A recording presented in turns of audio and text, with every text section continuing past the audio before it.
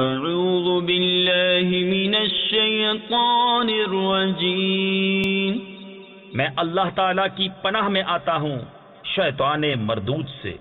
بسم اللہ الرحمن الرحیم، اللہ کے نام سے شروع جو نہایت مہربان رحم والا۔ یا بنی اسرائیل اذکروا نعمتی التي انعمت علیکم وأوفوا بعهدي أوف بعهدكم وإياي فارهبون وآمنوا بما أنزلت مصدقا لما معكم ولا تكونوا أول كافر به ولا تشتروا بآياتي ثمنا قليلا وَإِيَّايَ فَاتَّقُونَ۔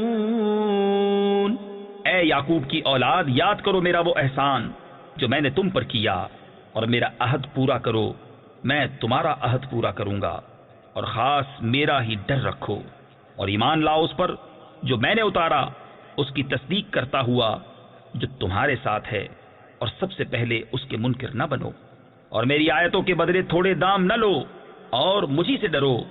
ولا تلبسوا الحق بالباطل وتكتموا الحق وأنتم تعلمون وأقيموا الصلاة وآتوا الزكاة واركعوا مع الراكعين أتأمرون الناس بالبر وتنسون أنفسكم وأنتم تتلون الكتاب أفلا تعقلون۔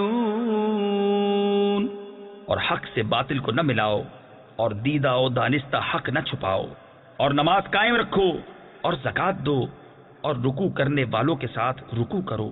کیا لوگوں کو بھلائی کا حکم دیتے ہو اور اپنی جانوں کو بھولتے ہو، حالانکہ تم کتاب پڑھتے ہو؟ تو کیا تمہیں عقل نہیں؟ وَاسْتَعِینُوا بِالصَّبْرِ وَالصَّلَاةِ وَإِنَّهَا لَكَبِیرَةٌ إِلَّا عَلَى الْخَاشِعِینَ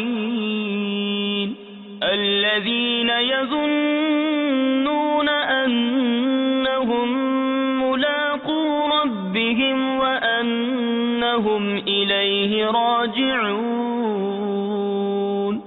اور صبر اور نماز سے مدد چاہو، اور بے شک نماز ضرور بھاری ہے مگر ان پر جو دل سے میری طرف جھکتے ہیں، جنہیں یقین ہے کہ انہیں اپنے رب سے ملنا ہے اور اسی کی طرف پھرنا۔